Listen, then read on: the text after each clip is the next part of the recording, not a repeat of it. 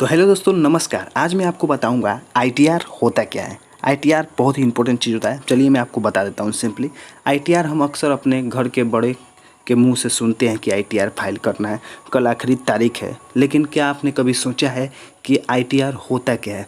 What is ITR और इसे भरना क्यों ज़रूरी है और क्या इसके फ़ायदे हैं? अगर आप ये भी ऐसे प्रश्न के उत्तर प्राप्त करना चाहते हैं तो बिल्कुल सही जगह पर आए हैं आप, क्योंकि मैं इस वीडियो में आज आपको आईटीआर से संबंधित ही सारे प्रश्नों का उत्तर देने वाले हूं।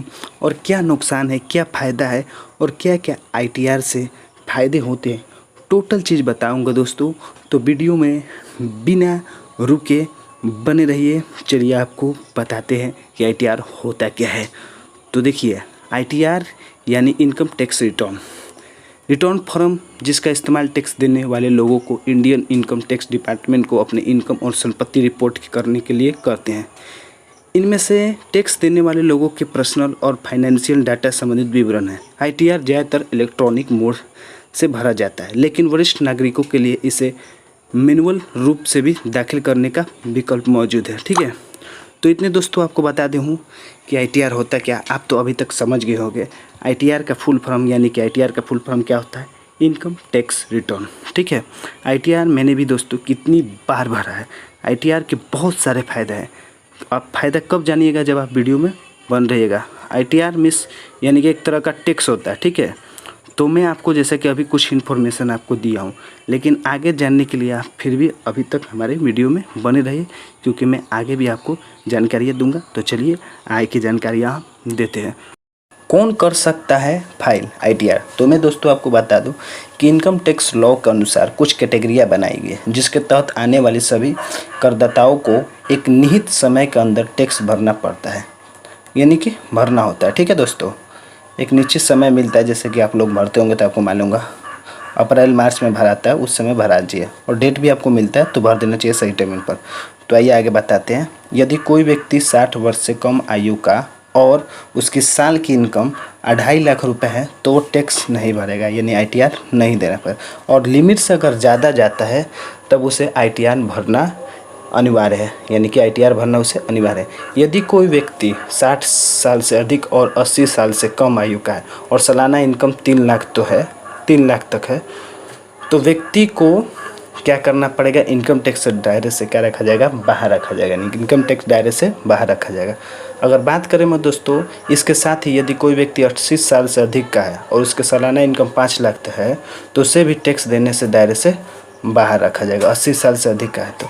देख रहे हैं, फ़ायदे भी है इतने, ज़्यादा आपके ऊपर लोड भी नहीं दिया जाता। 80 साल से अधिक है तो आपको इनकम टैक्स के दायरे से क्या रखा जाएगा?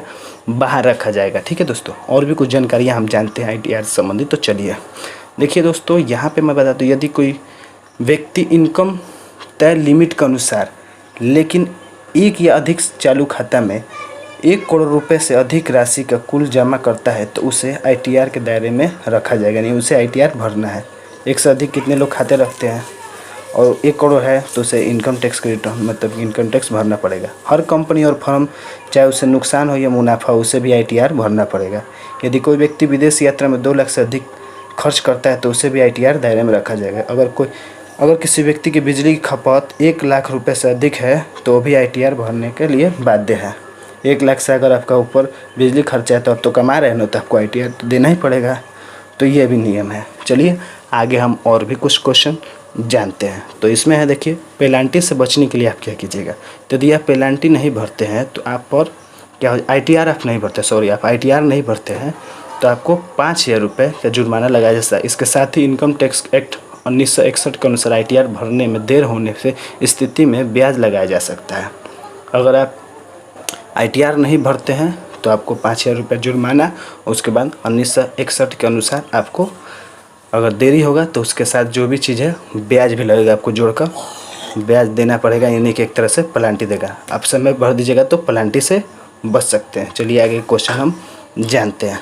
तो देखिए दोस्तों, इसमें कानूनी कार्रवाई क्या होता है? अगर आप आईटीआर फाइल करने में लेट हो जाते हैं तो आपके आईटी डिपार्टमेंट से नोटिस भेजा जाएगा और आपके कानूनी मुसीबत में फंस सकते हैं। यदि इनकम टैक्स डिपार्टमेंट यह पता है कि नोटिस का जवाब संतुष्ट करने वाला नहीं है तो आपके खिलाफ लीगल एक्शन भी लिया जाता है। अगर मानते हैं आपके बार बार नोटिस भेजा जा रहा है आप फाइल नहीं किए 10 साल 20 साल फाइल नहीं किए करवा लिए, तो आपको क्या करेगा, नोटिस भेज देगा।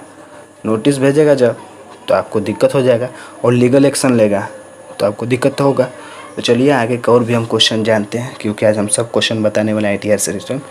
देखिए आपको वीज़ा बताते हैं, वीज़ा से रिलेटेड। वीज़ा क्या हो, तो वीज़ा विदेश जाने के लिए आप मंगवाते हैं। तो देखिए अक्सर जब आप वीज़ा के लिए अप्लाई करते हैं तो दूतावास आपके ITR हिस्ट्री सबमिट करने के लिए कहते हैं। वो कहेंगे कि ये ITR हिस्ट्री सबमिट कीजिए।